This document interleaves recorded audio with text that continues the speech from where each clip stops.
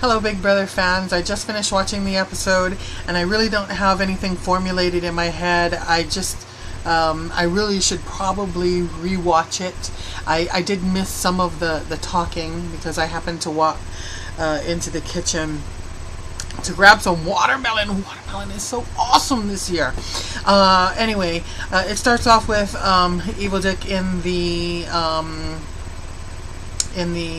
diary room talking about how if he and Danielle just stayed on Big Brother, they'd have a really good relationship because they can talk when it comes to game. So I don't know if I said it here or if I've just said it in talking to my friends back and forth on Facebook or whatnot, but I just thought that the silence is kind of a hoax to me. I don't know if it's something. It was just a gut feeling that they were coming into this game saying, why don't we pretend we don't have a relationship, we can't get along, blah, blah, blah, right? So when it started out with them talking game, I was like, that just proves it.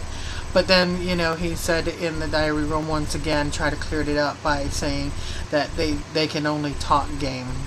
I don't know, seems like they were very comfortable when they were talking game. Maybe that's just me. Let's see. Portia and Keith wanted to ally with the vets. Dick was smart in pulling her aside, but since Dominic threw together his regulators team by taking one of the half of each of the 4 newbie teams, and made them a pact to stick together. It was a failure to communicate between Portia and Keith by the sheer fact that he became a regulator and now she's wanting to couple with the veterans. If they would have just said, at the very beginning, no matter what happens, we need to stick to one another. However, because of this twist of the game where they have to play against one another, they really kind of didn't have any alternative. So it pretty much is what it is, and I hate when people say that, but what more can you really say? You're pretty much forced to play against your partner if you can't play to win. You really have to win the HOHs. You really have to win the power of vetoes in order to stay off of that chopping block and stick with your partner throughout this game. Unfortunately, you can't always do that, so the smarter thing would have been for 2 newbie couples to say, we are together, this is what we're going to do. HOH, POV, POV, HOH, because you can't normally you can't repeat your HOH, but since like Rachel is HOH right now, if Brendan were to go and win HOH, that can be done. Rachel just can't. So it's a whole new ball game. There's it just kind of throws all the rules up in the air, and it's really actually kind of awesome because that's what I think one of the things that I stopped watching Survivor for is because they don't have enough twists and turns in the game, and they play it way too often. They play it 2 times a year, and when they threw the idol in, I shouldn't be talking about Survivor, but when they threw the idol into the game, it kind of made the game more fun. So with Big Brother doing these twists on us, it keeps it fresh. It keeps you wanting to come back for more and more. So smart move on their part. Let's see. Rachel again proves that she is really smart for that real duh kind of persona that comes across, and it's mostly just because of her laugh and you know what I'm saying. But she stood in that I guess what was it, the storage room with all the food and whatnot, talking to Jeff, I believe, and she was pointing out that the floaters will be extremely dangerous when they are put up for nomination and they win that golden key, because basically they'll be out for 4, 3, and 2, and then 1 week, without them really competing and having to find out what they are like in competitions. So I'm hoping that they're all watching, all the veterans are watching how these others are competing. Rachel had the best vantage point because, she was the MC of the game while everyone was going. It would have been smart if she stood there and watched and saw how each and every player was, playing this game. Were they really out for, all gung-ho and trying their best? Were you just a little girl flouncing around in the milk or whatnot? That kind of stuff. Let's see.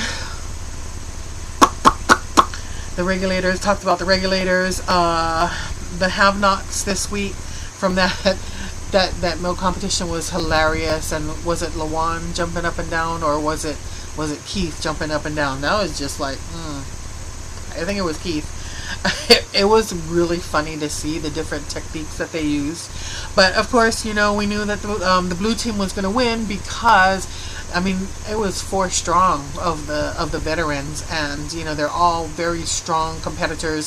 So it was really they really didn't have any chance. The newbies, they really didn't. So the have-nots this week are Cassie, Lawan, Shelly, and Kalia, and that have-not room is just scary as hell with the lights being on 24/7. That is going to make people ugly, angry, sleep deprived, mean, and then on top of that, being on slop, it is just going to be horrible for them for an entire week. So they better stay motivated somehow. They need to work out or get their proteins in other ways, because I believe even though you're on slop, you can still drink drinks, if I'm not mistaken, stay on that orange juice or whatnot, something. I don't know how smart a move it was for Dick to take Adam and pull him aside and ask him if he wanted to be a part of their alliance by pulling them in and offering him the same deal as Portia. It was smart, but I wish that they would have observed a little further, because my gut is still telling me that Shelly is what I call a what you see is what you get gal. She's not going to put up any pretenses, and she's going to play hard if given that chance. So I don't know. I would have thought calling her on the side and offering her that offer would have been a smart move, but that's just me.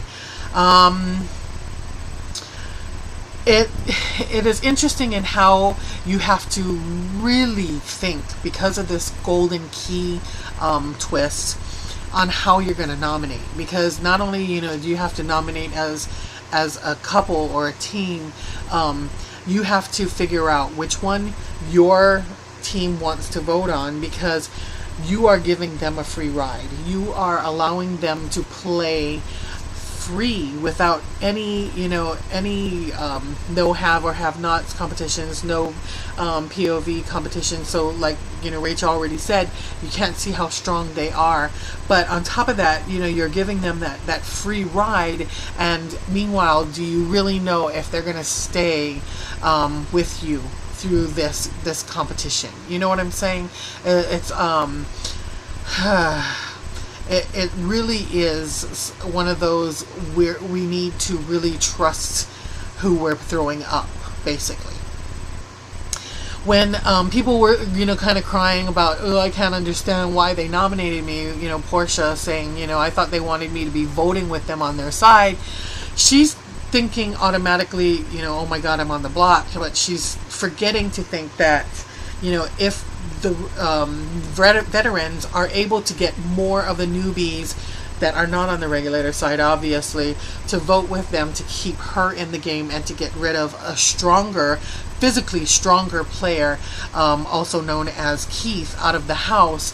Portia is failing to see long term that, yes, we put you on the block, but we put you on the block to keep you safe. So when we need you to vote with us, you're still here. So it's all a mindset, basically. They have to sit and think through everything, basically. And so this has really become a very, very thinking game. Not that it wasn't before, but I also love the fact that Rachel pointed out that she needs to start voting strategically and not emotionally like she did last year. So I'm hoping that, with her alliance, that they can continue to win at least the HOHs and the POVs for a little bit, because I don't know why, but just because I know them, I kind of like them and I want them to be around, even though the others really should be allowed to show their mettle, right?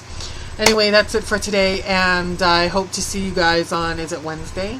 I believe it's Wednesday. Is Wednesday the live show?